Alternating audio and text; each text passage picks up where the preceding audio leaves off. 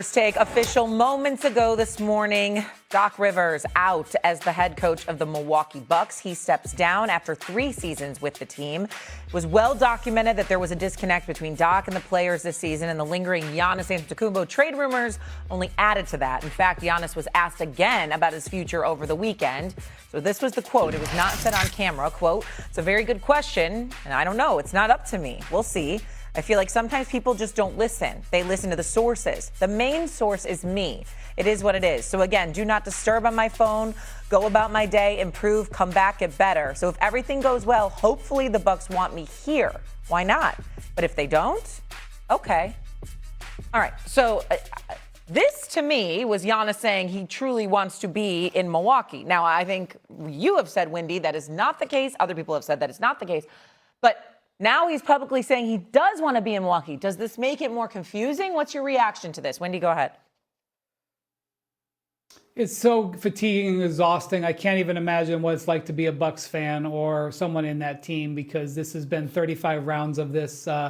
This interview took place sort of impromptu in Philadelphia. It was essentially his exit interview after the Bucks lost their last game last evening. Our Tim Bontemps was there. He specifically directly asked Giannis if he was going to sign the contract extension that the Bucks would offer him later this year. He can't sign it now. He can't sign it till October. And Giannis gave a non-answer. He said he hasn't been offered it yet, and he didn't say emphatically yes. And that's been really the issue about this whole thing. It's been half in, half out, and not only that, it's been compounded by the fact that the Bucks did not let him play going down the stretch of the season, frankly, because I think they were worried about him getting injured. And I think they were worried about him getting injured because they were worried about what could it do to his trade value. So at the end of the day, I believe Giannis will be elsewhere next season, but there is no way to predict this. It is very frustrating. I will tell you that you guys know I am a very, very big actions over words person. The Bucks were actively in trade discussions with him in February.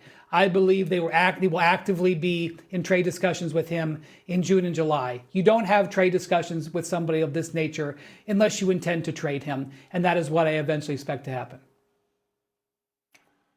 Leave Wendy up on the screen, please. Let me say this while looking at Wendy.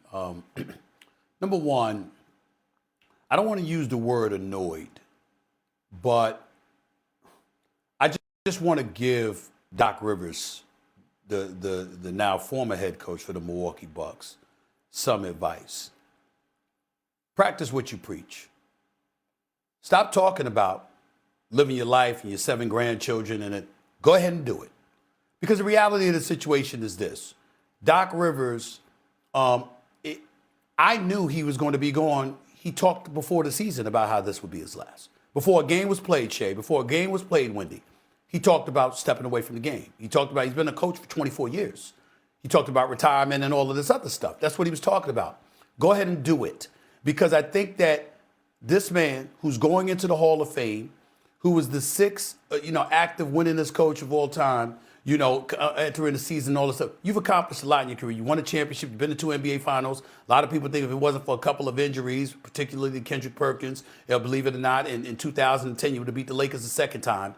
Stuff like that. If you had Grant Hill and Tracy McGrady healthy, you'd have done stuff in Orlando. We know you're a damn good coach. And I think that there's a heightened level of sensitivity that Doc Rivers has embraced.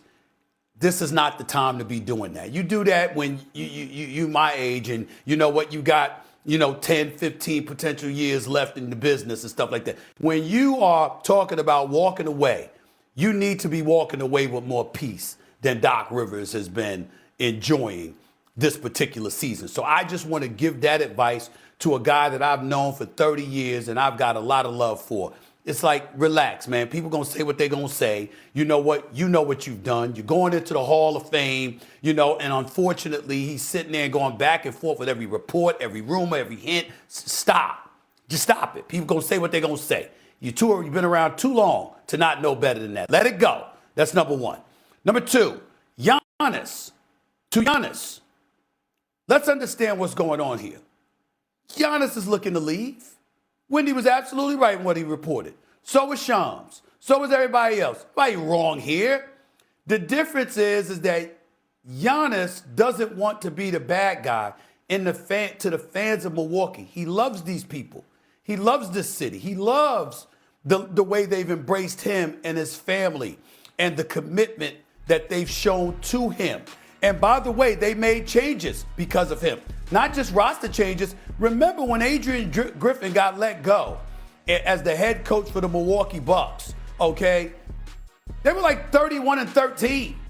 It wasn't like the man was losing basketball games. He was winning. But Giannis wasn't happy with them. So let's understand that Milwaukee Bucks made modifications, alterations. They did what they could, but now they're in a position where it doesn't seem like they're capable of building the pieces around him. So he needs to go. He knows this because he knows basketball. But he loves the city, and he never, ever wants his name attached to being dismissive of a city that has meant so much to him personally. That's what this is about. Giannis knows he wants to go. Giannis knows it's best for him to go. He is one of the top 5 players on the planet Earth. Mired in Milwaukee, not making playoffs. By the way, Wendy pointed this out last week, Shay. They were losing games when Giannis was on the court. Not just when he was off it. You understand? They're not good enough. And they can do but only so much to make themselves good enough. Does Giannis, with that attitude, with that fire in his belly, that champion, that MVP, that former defensive player of the year, does that look like a guy that wants to be sitting around losing game after game and being on a team that's irrelevant, and the only thing that's relevant about them is him, and it's only until April, and then he goes back to Greece? Does he strike you as that kind of person? Not to any of us who covers him. We know better than that. He's a warrior, and he's a winner, and he doesn't want to be in that situation. He just doesn't want to tell the citizens in Milwaukee, I don't want to be with you anymore. He doesn't want that on his basketball epitaph. That's all. That's what we're dealing with here. And it's unfortunate because it leaves stuff up in the air, and then he gives these quotes indicating that he wouldn't mind staying. Of course he doesn't mind staying. As a citizen, of course he doesn't mind staying in the city. He just doesn't want to be a part of this basketball team because he knows the basketball team ain't going to win anytime soon. That's the reality. And he has a hard time admitting that publicly. That's what this is all about. I hope that is the case because, I mean, as Wendy said, there's so much fatigue with this now, and I feel like it's just constant missed messages, like constant missed messages. Then just say, like, I'm not sure. I don't know. Don't say he wants to be there. It's confusing. By the way, back to the Doc Rivers thing. It's the first time a Doc Rivers coach team has finished in the bottom 10 offensively and defensively. Clearly, this was just not his year. They're not good. They're not good. They're not telling. They were not good. Coming up here on First Take, the Knicks draw the Hawks in the first round of the playoffs.